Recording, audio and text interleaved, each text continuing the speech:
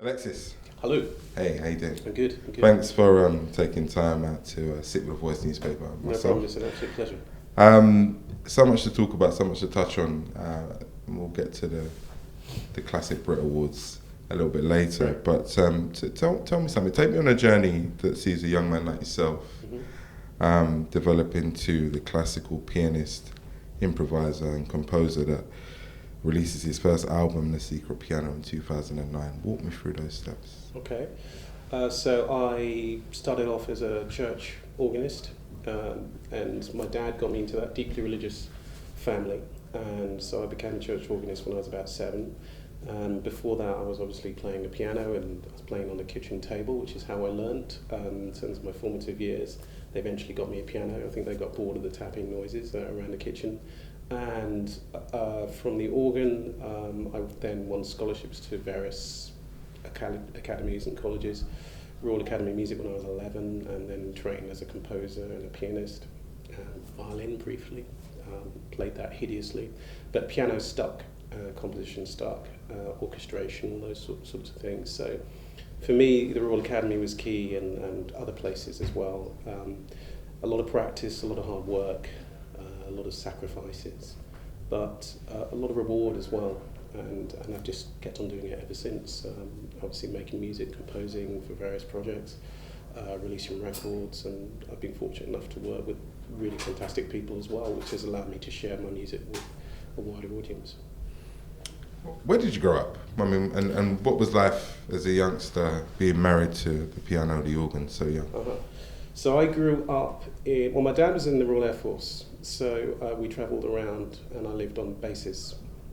So I remember Wiesbaden, I remember Lynham, a lot of planes overhead, a lot of rough and tumble and that sort of thing. I always remember one time when, because we used to play quite boisterously as boys, particularly on the army bases, the Royal Air Force bases, and I remember one time getting a stone, because we used to play this game where we were across a sort of dugout, opposite forces, and we used to throw stones at each other, but affectionately.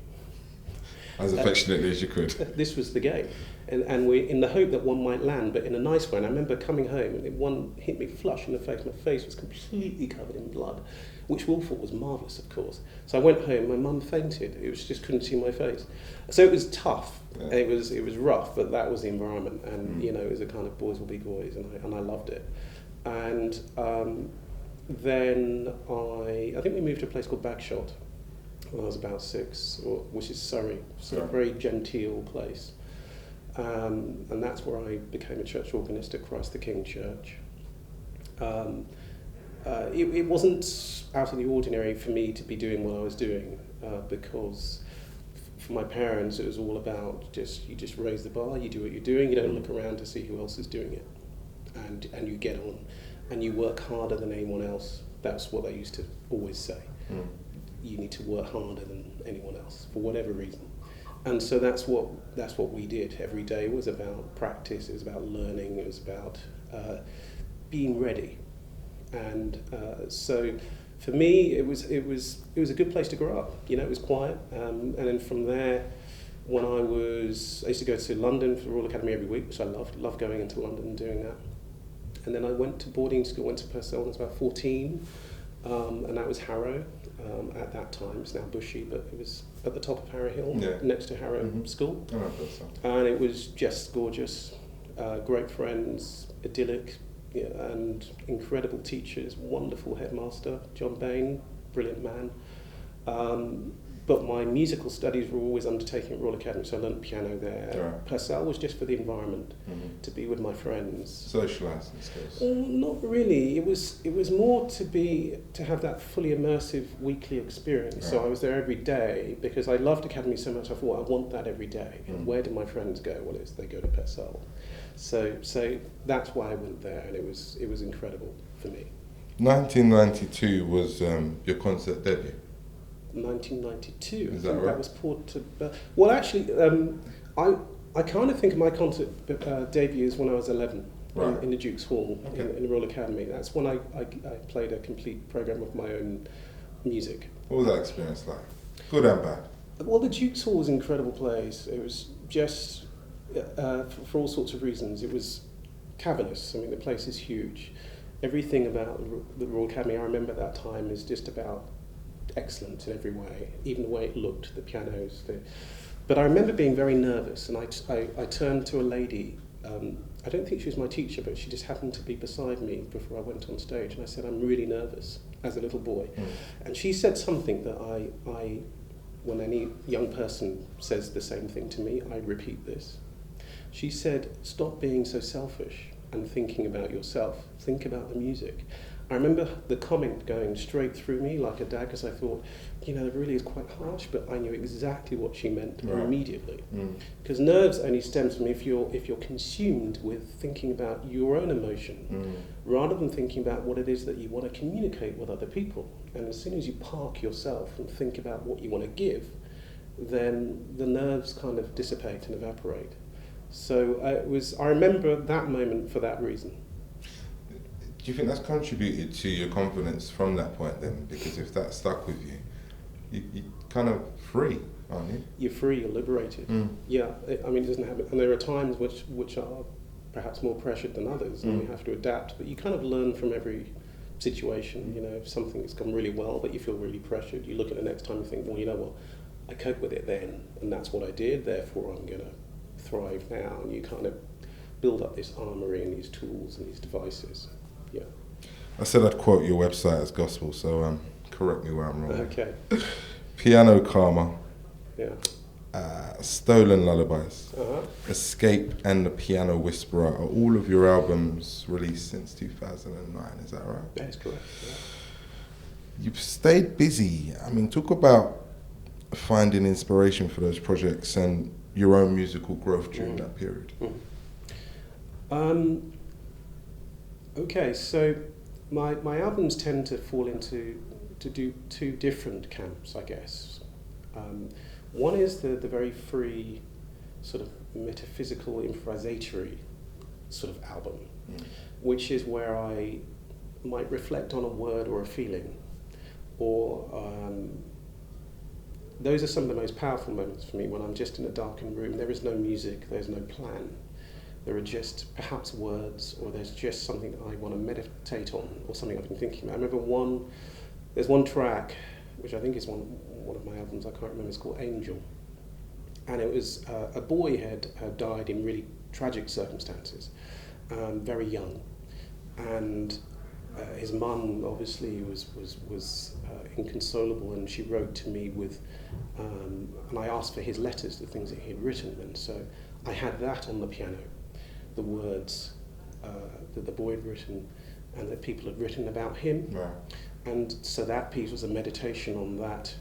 And I found that a very powerful moment. Just thinking about it now, it was a very powerful moment. And it was played at his funeral. But that's, when I'm writing those albums, or conceiving of those albums, that's how they come about. Secret Piano is exactly that way. It's just a series of words in a darkened room, so that and my challenge then is to be worthy of the silence, always to be worthy of nothing, the nothingness around us. And so then, there's no plan, as I was saying to one of my colleagues earlier, it's just about being in tune with everything that's around us and knowing how to grab it. For other albums which involve other people, like orchestras, or obviously things have to be written down. And that's quite different. And my challenge then is to retain the purity and the essence of what I do when I'm working in a more free way, so it doesn't become somehow sanitized by virtue of the fact that I'm writing it down. Contrived almost. Yes, indeed. And so those are the two camps. But always what I'm trying to do is retain the spirituality of my music. Yeah. So away from the classical stuff then, Alexis, what are you into musically? What floats your boat? Oh, well, that's a big question. I'm into absolutely everything. I think for pleasure, I'm into everything, and also just I'm interested commercially, for purely selfish grounds. I'd like to know what's out there, what people are responding to. I like to be able to talk to people about what they like. So I like to immerse myself in perhaps music which it might not be my natural inclination to be drawn to, but I want to be able to converse with people who do like that. So I love for myself, I love very stark Estonian music. Bleak, devoid of all hope. Is there a particular reason for that? That's my Saturday night. But seriously, that's music which I love personally. But if I'm doing something that's very active, like if I'm running or something, I'll listen to John Hopkins. Right. Always. Right. John Hopkins. Gets you going. Oh, gets the blood pumping. Lovely stuff. Yeah. But then I also love Childish Gambino. I love Kendrick Lamar. I think there's amazing, really innovative stuff happening in hip hop, and it's a great time right now. Yeah, it's a great time, and not only musically but also in video as well, and just the merging, the seamlessness of whether it's in the written form. If you take someone like Childish, for instance, and everything he's into, his acting, his writing, his music, his really creative, really innovative, and I think other genres are struggling to catch up with it, which is why I think so many people are screaming to try and collaborate with it. On Childish Gambino, I'd be remiss of me not to ask you about what your thoughts were on This Is America. I love the video. I've watched it, but I've also watched it on Saturday Night Live, as well as watching the video. Right. I didn't see it like that, and I actually had that discussion with somebody about how that would have been consumed for the first time, and just how that would have kind of had an impact. Yes, indeed. You know? Yeah. Well, I think the way it's consumed informs the reaction, obviously. Yeah, but I think I found had a very different reaction to the sort of media-ready video, to the Saturday Live performance. When I listened to the song on its own without video, obviously there's a slightly different response there. But I think I love what Childish Gambino represents. There are some artists, I don't love everything they do, but I love what they represent and I love what they're trying to communicate. I felt that about Prince and Michael Jackson in his heyday, and there's some artists who I think you've just got to respect everything they do because of what they represent. Alexis, is the piano, is it sexy?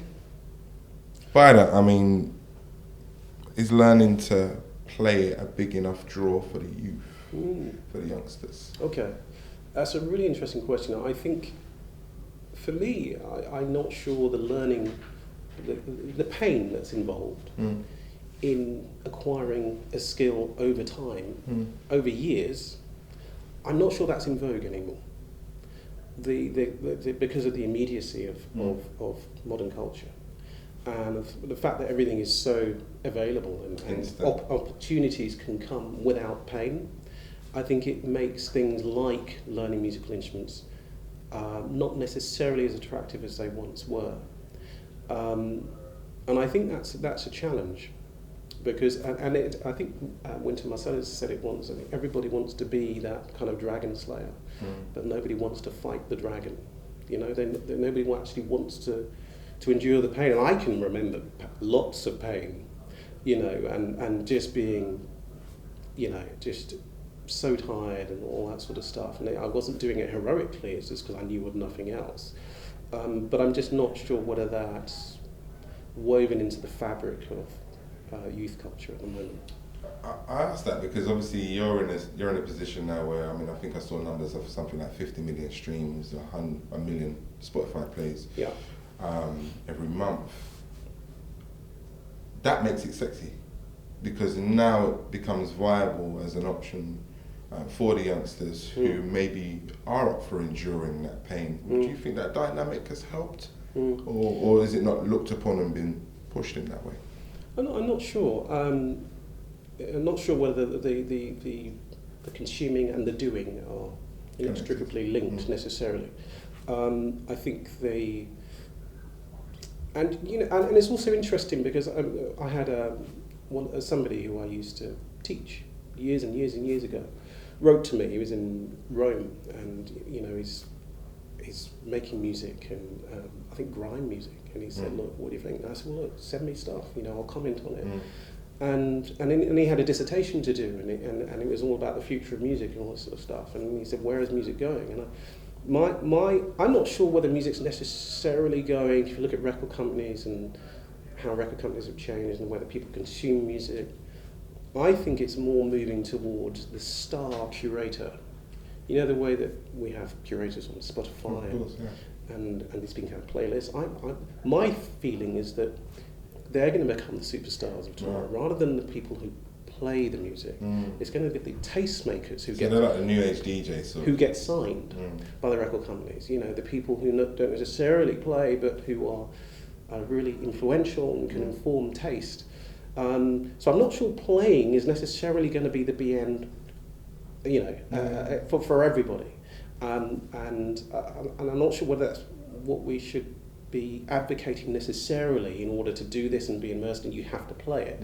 It's nice, but I think of equal value is just being immersed in it, curating music, sharing it with others, and you know, because not everyone is going to be perhaps a musician. I mean, I think we're also in the market of creating audiences of tomorrow, and I think that's of equal value. Let's peel the onion a little bit here, Alexis. Okay. You already said that you're ageless. You said it off camera, which is fair play. And before I get criticised by the girls in my office again, what's the skincare regime? I've been told to ask this. The skincare? Yeah, regime. For me? Yes, for you. There isn't one now. Okay. Well, au natural, ladies. All right. So that kind of brings me on to my next question. Married, girlfriend? Is there mad groupie love for you after your shows? No, I do. You know, occasionally the social media gets interesting when you're sort of confirming somebody who's maybe liked Facebook or something, and then you happen to click on the photo. You think, yes, that's a nice looking face, but that's as far as it ever goes, Stuart. No sliding in the DMs. So sorry, married? Married, yes. Okay, cool, fair play. And dad of two, I believe. Two children, yeah, okay, absolutely, yeah. Well, congratulations on that. Thank you. I know how hard that is. What's the biggest concert you've played, Alexis, and where's your favourite venue in the world to play? Well, I've played very large concert halls, you know, I think just recently, maybe 6,000-7,000 people. But actually the biggest one I can remember thinking about is when I was about 20 or so, and I did a Classic FM live, totally live. And I don't think they do many of those anymore. And I remember then there was a slight intermission in my live program. It was a Russian program, so it was all Scriabin and Balakirev and composers that I love. Very stark music, as I think I mentioned earlier. And I remember getting phone-ins. There were phone-ins to the DJ and phone-ins from Scotland, and it sort of freaked me out momentarily, actually, just getting the phone-ins from various quarters. So, but now I don't really get fazed by numbers of people in an audience, because whether there's 1 or 10,000, it's about communicating with that one person, and whether that's magnified or not is of no consequence. People talk and write some lovely things about you and your music. I mean, but how would you describe yourself and what you do? I would describe myself. I'm a musician. I'm a pianist, composer, also producer, and if I were to headline any one of those, I think I would say I was a musician first and foremost, and somebody who creates. And that's it. I think it's for others to elaborate. You're set to perform at the Classic Brits. Yes, indeed. Looking forward to it? Very much so, yeah. It's going to be a great night. First time for 5 years. I don't know where it's been. I'll have to ask other people. But, yes. What can people expect from you, and who are you looking forward to seeing perform at that night? Okay, well, from me, they can expect a few surprises. I'm going to be playing Bluebird, which is may not be a surprise to many, but that's going to be with the Royal Philharmonic Orchestra. You released that last year, right? That's right, yeah. And but there are also going to be other ingredients as well. I'm performing with a wonderful artist along the program. So the program is like it's an organic program. And so it starts at one thing and then turns into another. And the wonderful Priti Yende, who's a South African soprano, is going to be joining. So we're going to be sharing the stage and collaborating within that performance. And she is absolutely glorious as an artist, so I'm very much looking forward to that. And all sorts of other ingredients, which I might just leave them for the night, actually, and for the broadcasts as well, because it's something that really excites me, and I want other people to be surprised and excited by it. But in terms of artists I'm looking forward to, I think, who have I seen? Alfie Bow, met him when I was doing a ITV thing up in Manchester. Lovely guy, love his singing, so looking forward to seeing him, hearing him. What else can people expect beyond? Beyond, so got an album coming out in September, Right. Evolution. We've been What working type of album is it? You've already described what camp you create music in, so how would you describe this? So this is, of those two camps, Yeah. this is I would say it falls into both camps. So a bit of both? A bit of Okay. both. Is that Because the first time you've done that? Yeah, because it's this is like a culmination of everything I've been doing over the years. So we featured some fantastic symphony orchestras on this album: the Brno Symphony Orchestra, the City of Prague Symphony Orchestra. Okay. We have other instruments on the album. There's me obviously performing. I've produced the album as well as composing it and orchestrating it. But also there are some pieces which have come out of improvisation, come out of that sort of meditative phase which I described earlier. So I would say it's representative of everything I've done, and hopefully takes it on quite a few stages further. So I'm really excited about it and really proud of it. Well, good luck. We'll be here to help you roll it out. So, Thank you so much. No worries. Good luck, and thanks for your time today. I really appreciate it. Thank you so much. I appreciate it.